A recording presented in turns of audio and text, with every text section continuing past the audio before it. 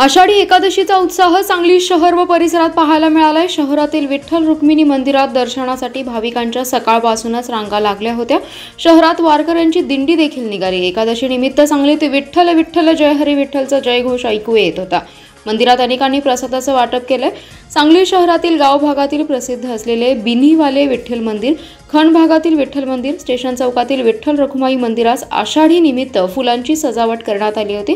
मंदिरावर आकर्षक विद्युत रोषणाई करण्यात आली होती। गाव भागातील मंदिरात पहाटे पांडुरंगाची पूजा करण्यात आली। पहाटेपासूनच काकड आरती, पूजा आदींसह मंदिरात धार्मिक कार्यक्रमांचं आयोजन करण्यात आलं होतं। मंदिरातील कार्यक्रमांना नागरिकांची उपस्थिती चांगली होती। माधवनगर येथील विठ्ठल रुक्मिणी मंदिरात देखील पहाटेपासून भजन, कीर्तन आदी धार्मिक कार्यक्रम झाले। सकाळपासून वातावरण पांडुरंगमय झालं होतं। राजकीय नेते मंडळींनी आवर्जून विठ्ठल दर्शनास उपस्थिती दर्शवली। मंदिराबाहेर स्वयंसेवी संघटना तसेच मंदिर प्रशासनातर्फे प्रसाद म्हणून राजगिरा, लाडू, खिचडी आणि केळी यांचं वाटप करण्यात येत होतं। तर आषाढीच्या पार्श्वभूमीवर बाजारपेठेत उपवासाच्या पदार्थांना मागणी होती। पहाटेपासून सायंकाळपर्यंत शहरासह इतरत्र असलेल्या विठ्ठल मंदिरात विठ्ठल नामाचा गजर ऐकू येत होता। अनेक वारकऱ्यांनी शहरातून दिंडी काढली आहे।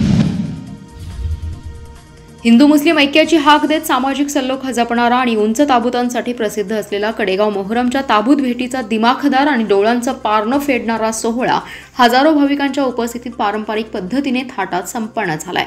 हा भेटी सोहळा पाहण्यासाठी महाराष्ट्र आणि कर्नाटक राज्यातून हजारो भाविक आले होते। विशेषतः सांगली, सातारा, कोल्हापूर, सोलापूर, पुणे जिल्ह्यातील भाविकांची मोठी गर्दी होती। कडेगावात गेले 150 वर्षांपासून मोहरम सणात धार्मिक ऐक्य आणि सामाजिक सल्लोखा जपण्याचा प्रयत्न केला जात आहे। आजही ही परंपरा चालू वर्षीच्या मोहरम सणात दिसून आली आहे। सकाळी पारंपरिक पद्धतीने कडेपूर, शिवाजीनगर, विहापूर, सोहोली, निमसोड गावातील मानकऱ्यांना वाजत गाजत आणण्यात आलं। त्यानंतर विधिवत मानकऱ्यांच्या हस्ते पूजा अर्चा करून मानाचा सातभाई ताबूत उचलण्यात आला। येथून भेटी सोहळ्यास प्रारंभ झाला। हा ताबूत वीज बोर्डजवळ येऊन थांबला। तेथे देशपांडे, हकीम, शेटे यांचे ताबूत येऊन मिळाले। हे सर्व ताबूत पाटील चौकात आणण्यात आले। त्यानंतर बागवान, आत्तार, शेटे आणि अन्य उंच ताबूत मानाप्रमाणे उचलण्यात आले। त्यानंतर हे सर्व ताबूत पाटील चौकात आणले। त्यानंतर पाटील यांचा भव्य मोठा आकर्षक ताबूत उचलण्यात आला आणि सातभाई, पाटील, बागवान, अत्तार, हकीम, देशपांडे या उंच ताबूतांच्या प्राथमिक भेटी 12 वाजण्याच्या सुमारास संपन्न झाल्या। या भेटी म्हणजे राम भरताची भेट म्हणून लोकांनी आकाशात फेटे, टोप्या उंचावून त्यांचं स्वागत केलं आणि भेटीत सोहळ्याचा आनंद लुटला। त्यानंतर हे सर्व ताबूत मानाप्रमाणे वाजत गाजत मुख्य भेटीच्या ठिकाणी देशमुख चौक या ठिकाणी एकत्रित करण्यात आले। या ठिकाणी अब एकी का कर दो पुकारा, हिंदू मुस्लिम साथ रहेंगे, एकी से सागर पार करेंगे अशी ऐक्याची हाक देत राष्ट्रीय एकात्मतेची गाणी म्हणण्यात आली। यावेळी मोहनराव कदम, विश्वजित कदम, खासदार विशाल पाटील, आमदार अरुण लाड, पृथ्वीराज देशमुख, जितेश कदम, प्रांताधिकारी, तहसीलदार यांच्यासह भाविक हजारोंच्या संख्येने उपस्थित होते। वाढत्या गुन्हेगारीसोबत कायदा व सुव्यवस्था अबाधित राखण्यासाठी शहरासह जिल्ह्यातील महत्त्वाच्या ठिकाणी अद्ययावत सीसीटीव्हीचे जाळे पसरवले। मात्र योग्य देखभाल, मेंटेनन्स अभावी बहुतांश कॅमेरे बंद पडलेत। याबाबतचं वृत्त दैनिक जनप्रवासने लावताच याची गंभीर दखल पोलीस अधीक्षक संदीप घुगे यांनी घेतली आहे। घुगे यांनी संबंधित सीसीटीव्ही कक्षाचे अधिकारी, पोलीस ठाण्याच्या प्रभारी अधिकाऱ्यांना बंद पडलेल्या कॅमेराच्या मेंटेनन्सची पूर्तता करून तातडीने ते सुरू करण्याचे आदेश दिलेत। सांगली शहरातील सीसीटीव्ही कॅमेरे हे मेंटेनन्स अभावी बंद असून ते सुरू करण्यासाठी महापालिकेला पोलीस अधीक्षक कार्यालयाकडून तातडीने पत्र पाठवल्याची माहिती देखील घुगे यांनी दिली आहे। या सीसीटीव्हीच्या माध्यमातून गुन्हेगारी नियंत्रणासह वाहतूक नियमनासाठी फायदा होतो असं मत पोलीस अधीक्षक संदीप घुगे यांनी व्यक्त केलं। तसेच शहरासह जिल्ह्यात घरफोडींची संख्या वाढली आहे, त्या रोखण्यासाठी प्रत्येक ठोस ॲक्शन प्लॅन तयार करण्यात आल्याचंही त्यांनी यावेळी स्पष्ट केलं। त्याचबरोबर एक कॅमेरा पोलिसांसाठी हा उपक्रमही हाती घेण्यात आला। यासाठी सामाजिक संस्थांनी पुढाकार घ्यावा। शहरातील बहुतांश भाग सीसीटीव्हीच्या नजरेत आला तर गुन्हेगारीवर नियंत्रण ठेवणं शक्य होणार आहे। गतवर्षीच्या तुलनेत यंदा चोऱ्यांची संख्या कमी आहे, मात्र घरफोड्यांची संख्या वाढली आहे। यासाठी प्रत्येक पोलीस ठाण्याच्या हद्दीत गस्ती पथके वाढवण्यात आली आहेत। शिवाय ॲक्शन प्लॅन देखील तयार करण्यात आलाय। घरफोडी रोखण्यासाठी अधिक भर देण्याच्या सूचना प्रत्येक प्रभारी अधिकाऱ्यांना देण्यात आल्याची माहिती घुगेंनी यावेळी दिली आहे। जिल्हा बँकेने शेतकऱ्यांकडील थकीत कर्जाच्या वसुलीसाठी सुरू केलेल्या वसुली प्रोत्साहन निधी योजनेमध्ये जिल्ह्यातील 965 शेतकऱ्यांनी लाभ घेतलाय। या शेतकऱ्यांनी योजना सहभाग घेत एकरकमी कर्ज परतफेड केल्याने त्यांना 4,39,00,00,000 रुपयांची व्याज सवलत मिळाली आहे। या शेतकऱ्यांकडून 14,82,00,00,000 रुपयांची थकबाकी वसूल झाली आहे। जिल्हा बँकेच्या वतीने शेतकऱ्यांना शेती व बिगर शेती कारणांसाठी विविध प्रकारचा कर्जपुरवठा केला जातो. मात्र दुष्काळी परिस्थिती, अतिवृष्टी आदी नैसर्गिक आपत्ती, शेतीमालाला भाव न मिळाल्याने अनेक शेतकरी वेळेवर कर्ज परतफेड करू शकत नाहीत. त्यामुळे त्यांचे कर्ज थकीत जाते. परिणामी त्यांना नवीन कर्ज पुरवठा होत नाही. या दुष्टचक्रातून शेतकऱ्यांना सावरण्यासाठी जिल्हा बँकेचे अध्यक्ष मानसिंग नाईक यांनी शेतकऱ्यांसाठी वसुली प्रोत्साहन निधी योजना आणली. मागील वर्षी 1 जुलै 2023 ते चालू वर्षी 30 जून 2024 पर्यंत या योजनेत जिल्ह्यातील 254 सोसायटीमधील 965 शेतकऱ्यांनी सहभाग घेतला. त्यांना 17,77,40,490 रुपयांचे कर्ज वाटप करण्यात आले होते. यातील 14,82,61,373 रुपये थकबाकी रक्कम होती. यावर बँकेने 6% दराने 6,31,96,224 रुपये व्याज वसूल केलंय. तर विकास सोसायटींना 4.50% दराने 4,39,25,577 रुपये व्याज सवलत मिळणार आहे. संबंधित थकबाकीदार शेतकऱ्यांनी थेट 4,39,00,000 रुपयांचा फायदा झालाय. जत तालुक्यातील सर्वाधिक 267 शेतकऱ्यांचे 1,92,33,380 रुपयांचे व्याज माफ झाले. तर सर्वात कमी खानापूर तालुक्यातील 14 शेतकऱ्यांना 4,27,875 रुपये व्याज माफी मिळाली. या व्याजाची तरतूद जिल्हा बँकेच्या नफ्यातून करण्यात येणार आहे. योजनेत आटपाडी तालुक्यातील 52, जत 267, कवटेमंकाळ 60, कडेगाव 36, खानापूर 14, पलूस 53, शिराळा 48, तासगाव 206 आणि मिरजेत 172 तर वाळवा तालुक्यातील 57 शेतकऱ्यांनी सहभाग घेतलाय. मराठा समाजाला ओबीसीमधून आरक्षण देण्यास विरोध आहे. मनोज जरांगे पाटील यांच्या आंदोलनाविरोधात प्रतिआंदोलन उभे करण्यासाठी ऑगस्टच्या पहिल्या आठवड्यात सांगलीत राज्यस्तरीय ओबीसी महाएल्गार मेळावा घेण्यात येणार असल्याची माहिती ओबीसी समाजाचे नेते माजी आमदार प्रकाश शेंडगे यांनी दिली आहे. तर जरांगे विधानसभेला उमेदवार उभे करणार असतील तर ओबीसी समाज देखील उमेदवार उभा करेल असा इशारा देखील त्यांनी दिलाय. प्रकाश शेंडगे यांच्या उपस्थितीत जिल्ह्यातील विविध पक्षातील ओबीसी प्रतिनिधींचा मेळावा पार पडलाय. ते म्हणाले, मराठा समाजातील सगळ्या सोयऱ्यांना आरक्षण द्यावे यासाठी मराठवाड्यात मनोज जरांगे पाटील यांच्या रॅली, पदयात्रा मोठ्या प्रमाणात सुरू आहेत. ओबीसीमधून आरक्षण मिळवण्यासाठी सरकारवर दबाव आणला जात आहे. मराठा समाजासाठी राज्य शासनाकडून काढण्यात येणारा सगळे सोयरे अध्यादेश बेकायदेशीर आणि घटनाबाह्य असेल. मराठा समाज मागास आणि कुणबीही नाहीत. मुळातच ओबीसी समाज एकत्र आला तर आरक्षणाला धक्का लागणार नाही. ओबीसी समाज आक्रमक झालाय. सरकारवर देखील ओबीसींचे नेते दबाव आणत आहेत. कोणत्याही परिस्थितीमध्ये मराठ्यांना ओबीसीमधून आरक्षण मिळू देणार नाही. आर्थिकदृष्ट्या मागास प्रवर्गातून 16% आरक्षणालाही आम्ही विरोध केला नाही, परंतु गायकवाड समितीच्या अहवालाला आम्ही विरोध करत आहोत. सर्वोच्च न्यायालयातही आम्ही याच्या विरोधात जाणार असल्याचा इशारा प्रकाश शेंडगे यांनी दिलाय.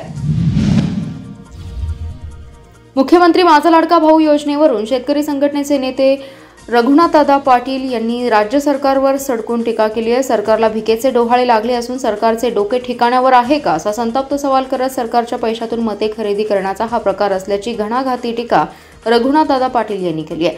तसेच तरुणांना रोजगार आणि उद्योगधंदे हवे आहेत. शेतकऱ्यांच्या मुलाला, शेतीमालाला आणि दुधाला हमीभाव पाहिजे, पण भांग, गांजा पिऊन नशेत असलेल्या सरकारकडून मतांच्या खरेदीसाठी पाहिजे ते करायची तयारी चालली आहे अशी टीका करत लाडकी बहीण भाऊ योजनेमुळे सरकारचा फायदा होणार नाही, उलट या सरकारला जनता खाली बसवेल आणि त्याची ही नांदी असल्याचं देखील रघुनाथदादा पाटील यांनी टोला लगावलाय.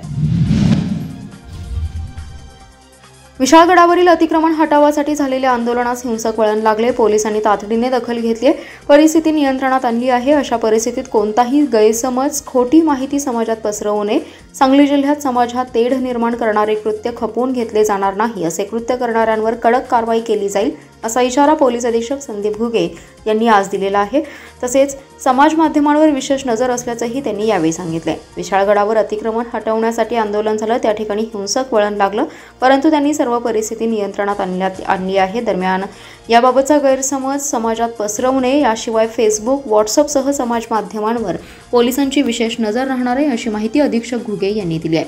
यावेळी बोलताना ते म्हणाले, सण उत्सवांच्या पार्श्वभूमीवर कुठेही कायदा सुव्यवस्थेचा प्रश्न निर्माण होणार नाही याची खबरदारी पोलीस दलाकडून घेतण्यात आली आहे. सामाजिक सलोखा ठेवत सण उत्सव साजरे केले पाहिजेत. काही गैरसमज समाजात पसरवले जातात, यावर पोलिसांची करडी नजर असेल.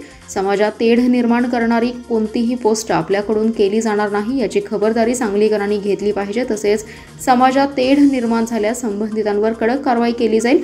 समाज माध्यमांवर सजग नेटिझन्स म्हणून आपण राहिलं पाहिजे. पोलीस दलाच्या सायबर शाखेकडून समाज माध्यमांवर विशेष नजर ठेवण्यात आली आहे. खास करून तरुणाईने सजग राहणं गरजेचं आहे, असं मत त्यांनी यावेळी व्यक्त केलंय. विशाळगडावरील घटना दुर्दैवी आणि गंभीर आहे. दोन समाजात जाणीवपूर्वक तेढ निर्माण केला जातोय. हे सरकारचं मोठं अपयश आहे. ज्यांनी लोकांना तिथे बोलावले त्यांच्यासह दोषींच्यावर विनाजामीन गुन्हे दाखल करायला हवेत. आम्ही आमच्या पक्षाच्या वतीने विशाळगडावरील गुंडशाही आणि झुंडशाहीचा जाहीर निषेध करतो, अशी प्रतिक्रिया राष्ट्रवादी काँग्रेस शरदचंद्र पवार पक्षाचे प्रदेशाध्यक्ष जयंतराव पाटील यांनी इस्लामपूर येथे बोलताना दिली आहे. शिराळ्याचे आमदार मानसिंगभाऊ नाईक यांच्यासह आमच्या पक्षाची 12ही मते शेतकरी कामगार पक्षाचे जयंत पाटील यांना मिळालेली आहेत. आमचे कोणतेही मत फुटलेले नाही, असंही त्यांनी सांगितलं. यावेळी युवा नेते प्रतीक पाटील उपस्थित होते.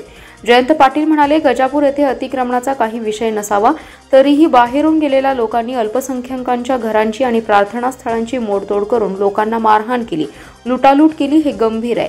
तिथे काही पोलीस उभा होते, त्यांनी बघ्याची भूमिका न घेता जादा कुमक मागवायला हवी होती. विशाळगड येथील अतिक्रमणे काढायला काही लोकांनी न्यायालयातून स्थगिती आणली आहे. त्यांची अतिक्रमणे सोडून इतर अतिक्रमणे पावसाळ्यापूर्वीच काढायला हवी होती.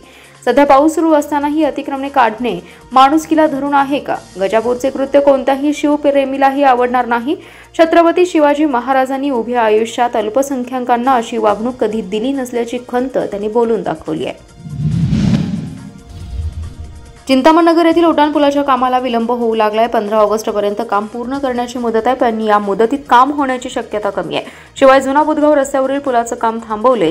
या संदर्भात जिल्हाधिकारी रेल्वे विभागाच्या अधिकाऱ्यांची 27 जुलै रोजी बैठका घेणार असल्याचे खासदार विशाल पाटील यांनी सांगितले. सर्वपक्षीय कृती समिती आणि किसान सभेच्या पदाधिकाऱ्यांनी खासदार विशाल पाटील यांची भेट घेतली आहे. या बैठकीत विविध विषयांवर चर्चा झाली. चिंतामणनगर रेल्वे पुलाचं काम 15 ऑगस्टपर्यंत पूर्ण करण्याची ग्वाही ठेकेदाराने दिली आहे. मात्र प्रत्यक्षात काम होण्याबाबत शंका आहे. सांगलीच्या कॉलेज कॉर्नर ते तासगाव, खानापूर, आटपाडी, विटामधील नागरिकांच्या प्रवासाचा विषय आहे. तसेच माधवनगर, बुधगाव, कोल्हापूर आणि सांगलीमधील व्यापार ठप्प झालाय. लहान मुलांच्या शाळेचे देखील हाल होत आहेत. त्यामुळे हा पूल तातडीने पूर्ण करण्याबाबत प्रयत्न करावेत, अशी मागणी पदाधिकाऱ्यांनी विशाल पाटील यांच्याकडे केली आहे. तर जुना बुधगाव रस्त्यावरील रेल्वे पुलाचं काम बंद पाडले. याबाबत देखील पाटील यांनी रेल्वेचे विभागीय अधिकारी पाखरे यांच्याशी 45 मिनिटे विविध विषयावर चर्चा केली आणि 15 ऑगस्टची मुदत ओलांडली तर मला जनतेसमोर उभं राहावं लागेल, असा इशारा दिला. तर रेल्वेचे बांधकामचे अधिकारी DN इंदुमती दुबे व जिल्हाधिकारी यांच्याबरोबर 27 रोजी जिल्हाधिकारी कार्यालयामध्ये रेल्वेच्या पुलांसह इतर विषयांवर बैठक घेण्याची ग्वाही पाटील यांनी दिली. यावेळी सतीश साखळकर, उमेश देशमुख, गजानन साळुंखे उपस्थित होते. पंढरपूर समजल्या जाणाऱ्या शिराळा येथील महायोगी गुरु गोरक्षनाथ मंदिरात आषाढी एकादशी निमित्त भाविकांनी दर्शनासाठी मोठी गर्दी केली होती. 2 दिवसांपासून गोरक्षनाथ मंदिर परिसराला यात्रेचं स्वरूप आलं होतं. पहाटे आरती झाल्यानंतर अभिषेक संपन्न झाला. यानंतर मंदिर दर्शनासाठी खुले करण्यात आलं. रिमझिम पावसात पहाटेपासूनच भाविकांनी लांब रांगा लावलेल्या होत्या. यामध्ये महिला भाविकांची लक्षणीय उपस्थिती होती. पंढरपूरचा पांडुरंग आषाढी एकादशीला गुरु गोरक्षनाथ मंदिरात असतो, अशी पूर्वीपासूनची आख्यायिका आहे. त्यामुळे ज्या भाविकांना पंढरपूरला जाणं शक्य होत नाही, असे भाविक येथे हजेरी लावतात. गुरु गोरक्षनाथ पायी दिंडी सोहळा पंढरपूरला पोहोचलाय. गोरक्षनाथ मंदिर शहरापासून 2 किलोमीटर अंतरावर मोरणा तोरणा नदी तीरावर आहे. येथे 11व्या शतकात त्यांचं वास्तव्य होतं. ते भागवत संप्रदाय मानणारे होते, त्यामुळे त्यांची पंढरीच्या विठ्ठलावर निस्सीम भक्ती होती. त्यामुळे मंदिरात शेजारी विठ्ठल रुक्मिणीचं छोटं मंदिर आहे.